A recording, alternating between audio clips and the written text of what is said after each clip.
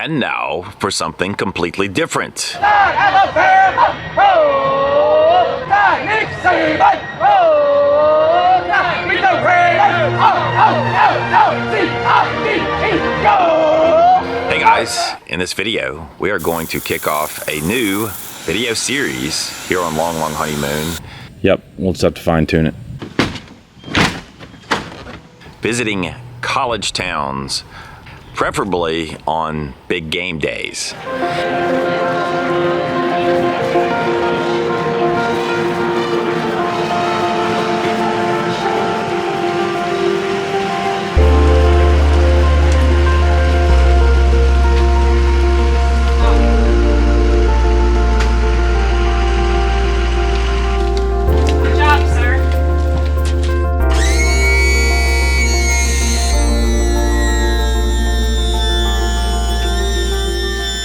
So here's a look at our campsite in this beautiful, undisclosed location near the football capital of the South, Tuscaloosa, Alabama. We have a nicely paved parking pad, concrete, not asphalt, concrete, and it's nice and level. We are surrounded by beautiful trees. And on one side of the campsite, we have a retaining wall. Here towards the back, we have a couple of steps up into a gravel lounging area. We've got a grill, a little side table where you can put your grill meat. We have a fire pit, a standard issue American Wife. No, that's the upgrade. The upgraded, upgraded American Wife. Forgive me. And look at all these beautiful trees. So peaceful and quiet out here. We have a wooden picnic table and a really nice big patio here. We may stick around in this place for a while.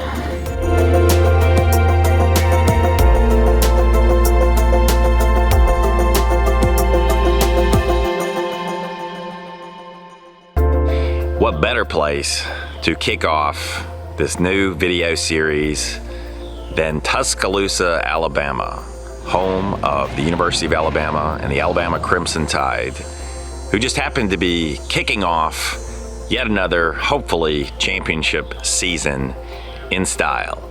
There you can see Denny Chimes, the famous clock tower here on the quad, which rings out every quarter hour. Now, starting the series in Tuscaloosa is especially meaningful to me because I have lived in the town of Tuscaloosa more than once in my life. Tuscaloosa has about 100,000 residents, and last time I checked, the student population of the University of Alabama was more than 38,000 souls. And these days, people come to the University of Alabama really from all over the United States. There are a lot of out-of-state license plates to be found running around on the streets of Tuscaloosa. Gotta watch your shins when you're walking through these parking areas. And yes, having a dominant football program over the past 15 to 20 years has not hurt student recruitment one bit. I did not graduate from the University of Alabama. However, I did attend the University of Alabama for 1 year, my freshman year of college. So it was the first year I ever lived away from home. And I lived not in a dormitory, but for some strange reason, I lived in an apartment. In fact, in this very apartment building. Apartment 31E, that was my space. And it was cheap because it was a one-bedroom apartment in a very unusual location. What do they say about real estate? Location, location, location. And this apartment complex is located right next to the train tracks.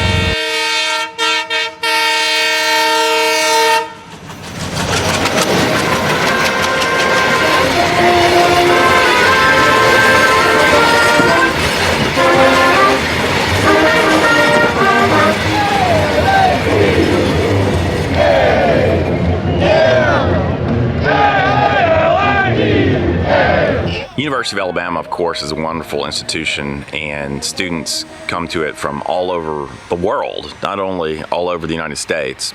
In fact, I have to tell you this story. A few years ago, we were in Chiang Mai, Thailand, and I was talking to a restaurant owner there, and the restaurant owner was from the Netherlands, and he was obviously very gifted with languages. And while talking to the guy, I noticed that he was speaking multiple languages to different people there within the restaurant. And at one point, the guy came over and he was talking to us at our table, and he asked us where we were from. And I said, well, we're from Alabama. And he said, you know, I thought you might be from Alabama because you sound a lot like my dentist here in Chiang Mai, Thailand. And I said, really? So we have a similar accent? And he said, yes. And so of course I asked, is your dentist from Alabama? And the man replied, no, my dentist is Thai, but she went to dental school in Alabama, at the University of Alabama in Birmingham. But anyway, it really kind of goes to show that the impact of the University of Alabama and the entire University of Alabama system is global, is worldwide. People come here from all over the world to get a great education and to have some fun along the way.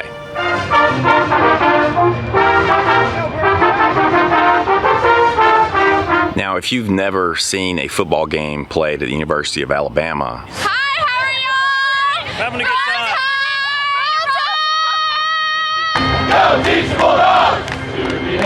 game day here is treated very seriously, and in fact, people begin preparing weeks, even months in advance.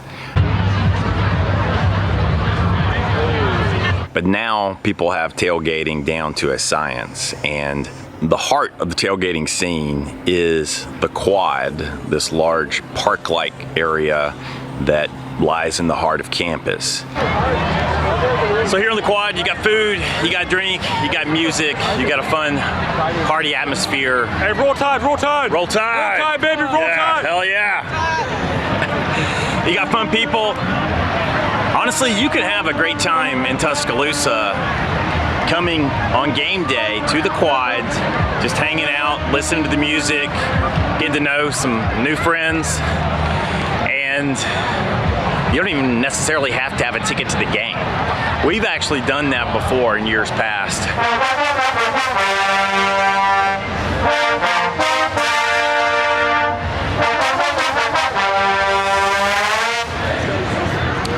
So the way this works now, different organizations or individuals can purchase the right to have one of these tents here in tailgate on the quad on game day, and there are crews that come in. Let's go! Roll Tide! Roll Tide! See, the party has started. Let it in! So there's a lot of team spirit down here. I think some people started drinking a little early. But what's really great is it's a party. It's an ongoing party, and you don't really have to do any of the heavy lifting because crews come in, set all the stuff up in the morning, and they've got TV sets going down here, electricity, and it's all very well organized and put together. It's kind of like a little town that is created on game day. Tradition really is always on my mind when I'm going to a game in Bryant-Denny Stadium in Tuscaloosa. In front here. For example, there was a guy who played quarterback here named Joe Namath. And it's because Alabama's been playing football for a long time. And yes, frankly, they've been good at football for a long time. You know, for many, many years, the state of Alabama was not necessarily great at everything. Some might still levy some criticisms against our fine state. But we've always been pretty good at football.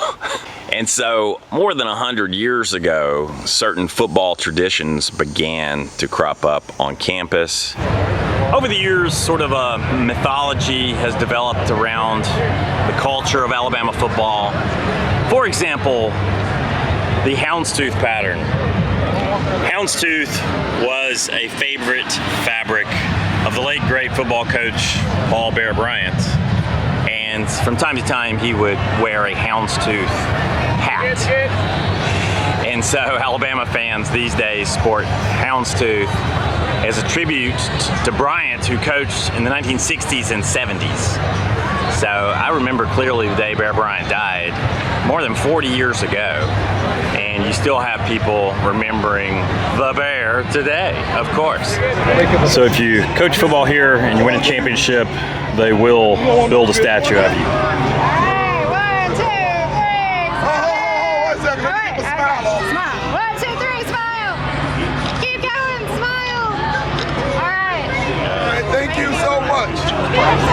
Roll Tide! Roll Tide. Roll Tide. Now we're going to go with Saban. Growing up in Alabama, Bear Bryant was kind of a larger-than-life figure. It has been famously said that football is not a religion in the state of Alabama. It's much more important than that. Now, that might be taking things a little bit too far. On the other hand, I've never seen 100,000 people pack into a church, temple, or synagogue. So it's easy to take for granted the fun and the celebration that happens every Saturday in stadiums around the country. But there's something more important happening. Now, Alabama is known as the Crimson Tide, but the mascot, paradoxically, is an elephant, for reasons that are not entirely clear. Traditions promote unity, and they really connect one generation to the next. So just as important as the football game is to today's students, they can look at the history of previous generations, and those football games were just as important to that generation of students. People come and go. Generations are born, generations grow, generations die and disappear. And we remember and celebrate previous generations through our traditions. 3, 2, 1. Wait, ready? 1, 2, 3. Hey, give me a hammer slam. 1, 2, 3. Yeah! So, is football too important down here? Well, I don't really think so. Pretty much everywhere I've been, anywhere in the world, has their sport, whether it's Muay Thai in Bangkok or football across the pond over in the UK.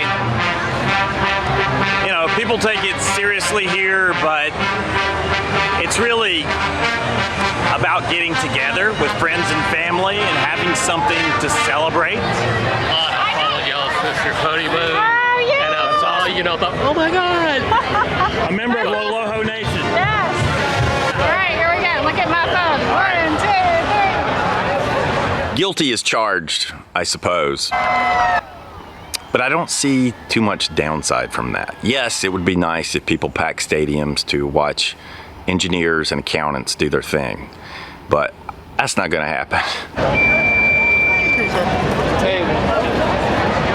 Now, back in my day, we didn't need to go through metal detectors to watch a football game.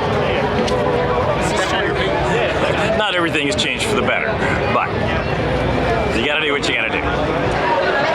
This is a first for me. We are actually going to watch the game from a skybox, courtesy of Krispy Kreme and some dear friends of ours. The food's included and everything? Yeah. Are we in heaven? Yeah. it's the next floor. Yeah. Life is rough. I tell you, this is the way to watch a ball game. Food, drink, air conditioning. You're in the stadium, but you're not in the stadium. Like, there's an open window here, so you feel that you're in the stadium, especially when you're sitting up close to it, but you're in air-conditioned comfort, because all this is air-conditioned. I don't always eat hot dogs, but when I do, I smother them in sauerkraut. Dan Haber. Hi, I'm gonna give you a hug. I've been following y'all for years on YouTube. I am forever spoiled. It's going to be hard to go back to the bleacher seats after sitting in that skybox.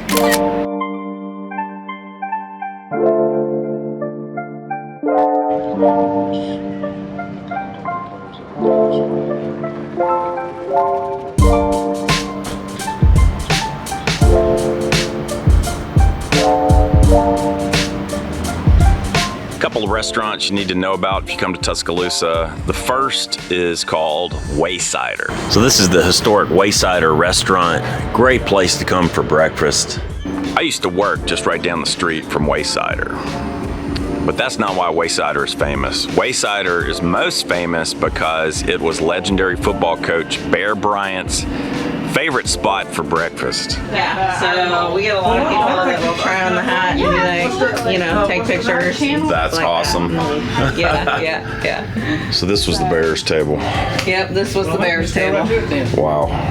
Hallowed ground. Hailing from the great state of Arkansas, Bear knew what a good southern country breakfast should taste like. So you go to Waysider, you gotta get the biscuits and gravy and all the southern breakfast trimmings. If you're not sure about what to order, talk to your server because they're very wonderfully nice people there and they'll help guide you through the menu.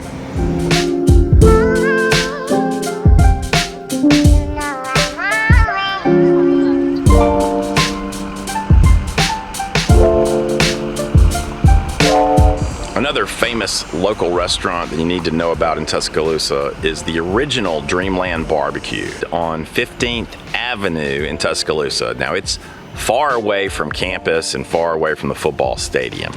Behind me is the original Dreamland Barbecue.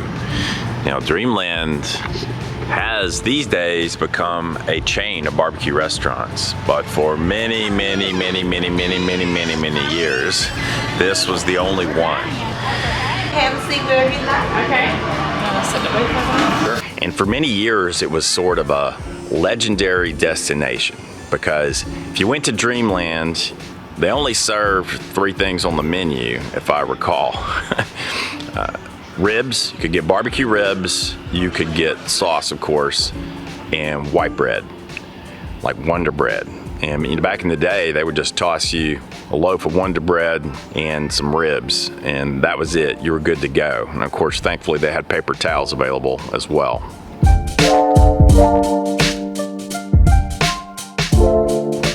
And everything was served just on paper plates. Very unpretentious, and yet people migrated to Dreamland from all over the world, really. For many years, it was kind of like a local secret almost. These days, the secret is out, but you can still go to the original Dreamland location, and you can still get wonderful barbecue there. A vegetarian's nightmare. Whenever I visit Tuscaloosa, it's always a bittersweet experience because while I enjoy revisiting a lot of my old haunts, I'm also reminded of the passage of time and the people whom I loved being with here who are no longer here. Now, some of those people are still with me and just have moved on and live in other parts of the country and other parts of the world. And some of those people are gone, no longer with us, have passed away. And this particular weekend was especially bittersweet because we were mourning the loss of Jimmy Buffett. For those few of you who don't know, Jimmy Buffett was a famous singer-songwriter who hailed from the state of Alabama, Mobile. And he at one point attended Auburn University, but we forgive him for that. And he just wrote many wonderful songs celebrating life. And so when I was in college at the University of Alabama, Jimmy Buffett was one of those artists that was in heavy rotation. I would love to be able to play for you some Jimmy Buffett music right now, but that would get this video flagged.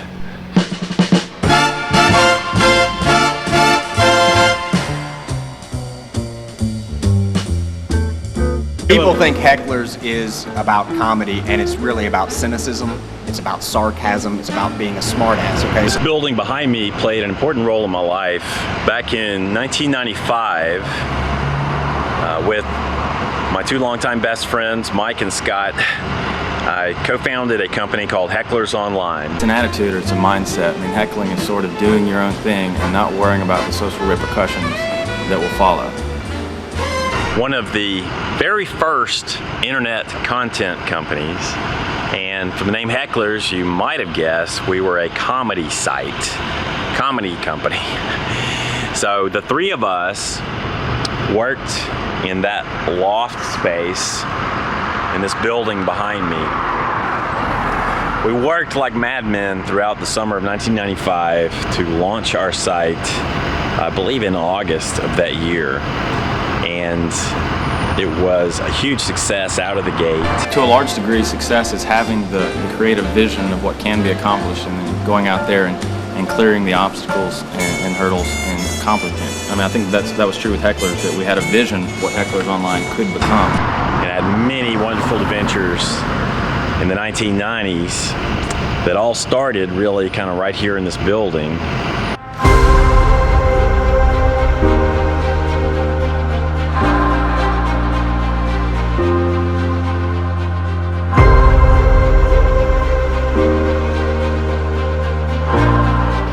So it was a bittersweet weekend.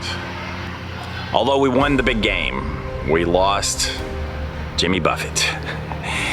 And it was fascinating for me to revisit many of these places in Tuscaloosa that were important scenes in my life a long, long time ago. So I hope you guys enjoyed this video, the first video in this series as Long Long Honeymoon visits college towns. Christy has found the only 2 Auburn fans in the city of Tuscaloosa. Can I get a picture with you guys? Stand undercover. Absolutely. Yes, okay, here. All right, all right. See? They know what's up. Our goal with this series is really to have a lot of fun and share that fun with you guys. We want to go to various college towns around the country, explore the RV tailgating scene, explore the traditions of the town, maybe hit 1 or 2 of the best local restaurants, and hopefully watch the home team win a big game.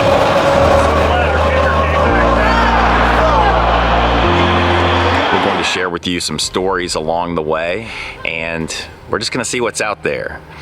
If you would like for Lo Loho to visit your favorite college town, chime in, post a comment, give us some ideas, because it's wide open from here.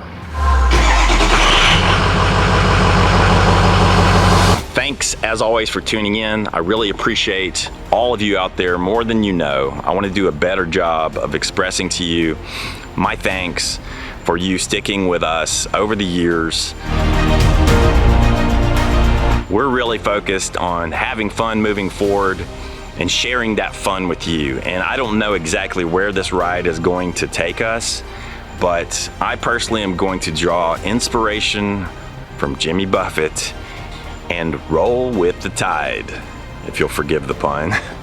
We're going to roll and have fun with this channel and share that fun with you. So that's really my goal moving forward. We're going somewhere new this time. Until next time, I'm Sean. This is Long Long Honeymoon, where we say Lo Loho.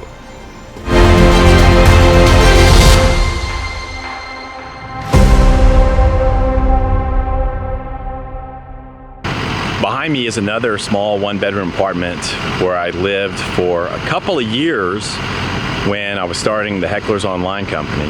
Now, when I first moved into this apartment, I had just left law school and I had really no money to my name. I lived in this place with no furniture for many, many months. I slept on an inflatable air mattress. And overall, this apartment was pretty good, except for the roaches.